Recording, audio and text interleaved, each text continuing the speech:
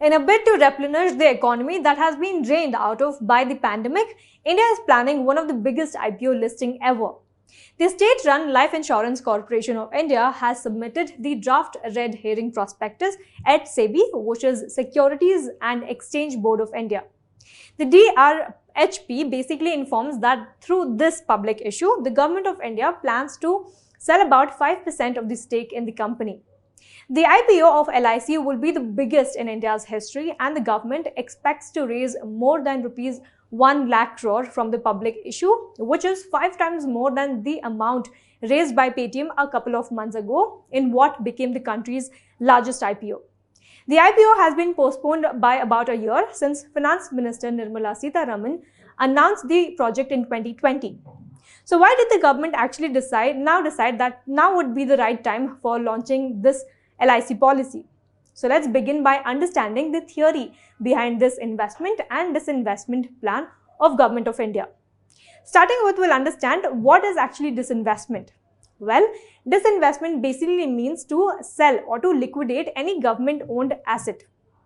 Well, for example, the sale of equities or sale of shares of any public sector enterprise that is owned by the government would constitute a disinvestment. Now, this investment can either be partial, wherein only a certain percentage of equity is sold to the private sector, or on the other hand, it could be a complete privatized, wherein the ownership and the control of operations will no longer remain with the government.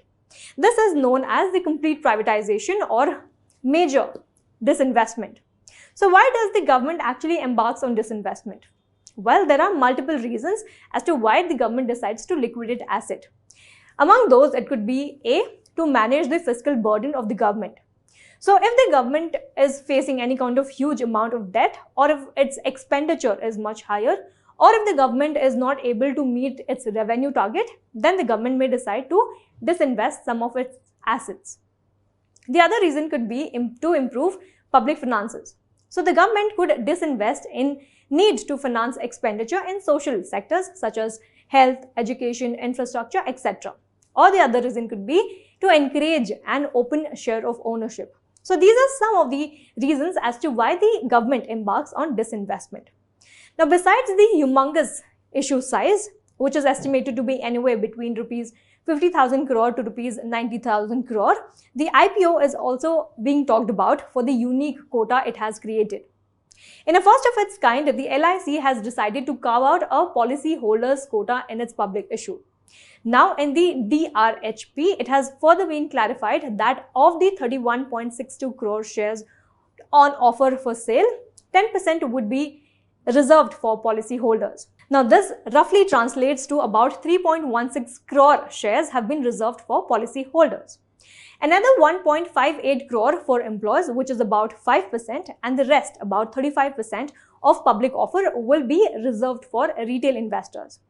However, as a policy holder, you need to fulfill certain conditions to be eligible for reservation. So in this video, we are going to explore what are all the things that you need to be aware of before you invest in this IPO. So starting with, we'll understand the portion of shares that would be reserved for policyholders in the public issue. So as we learned, about 10% of the shares has been reserved for policyholders. The aggregate of reservations for eligible policyholder or policyholders will not exceed 10% of the offer size. As a policyholder, you can invest a maximum of rupees 2 lakh under the quota. So who is actually eligible to apply?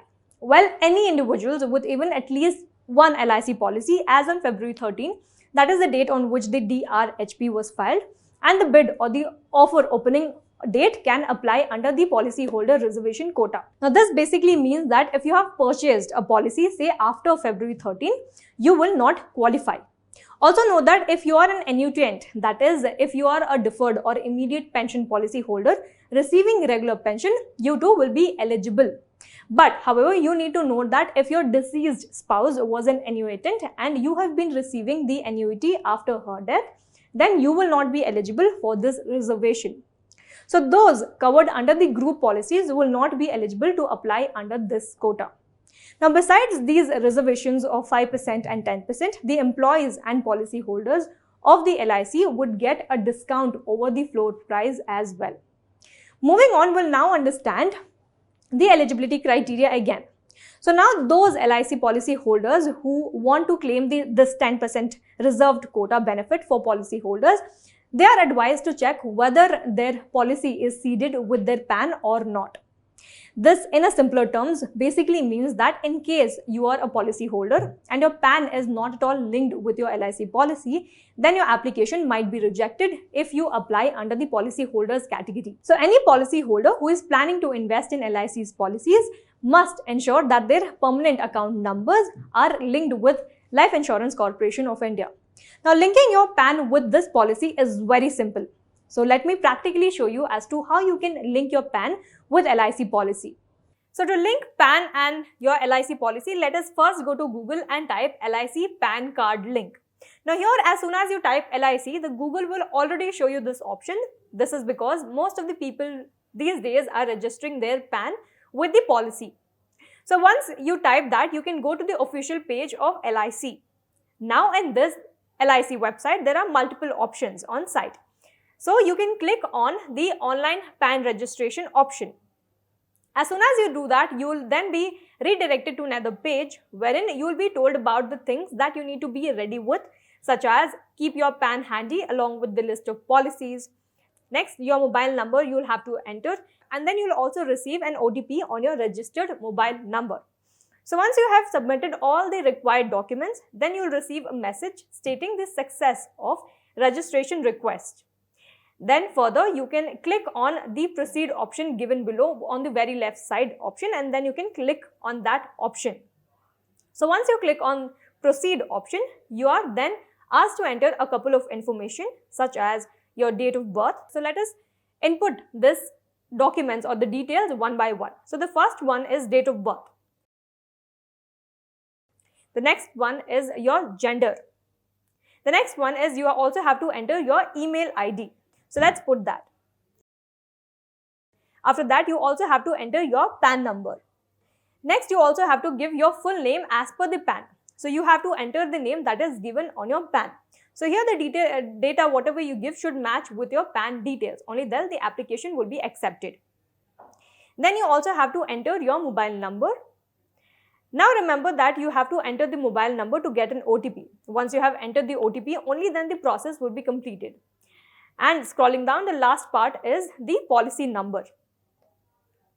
After entering these details, do cross-check whether all the informations that you have given are correct, such as the date of birth, gender, email ID, PAN number, name as per PAN, mobile number, policy number, etc.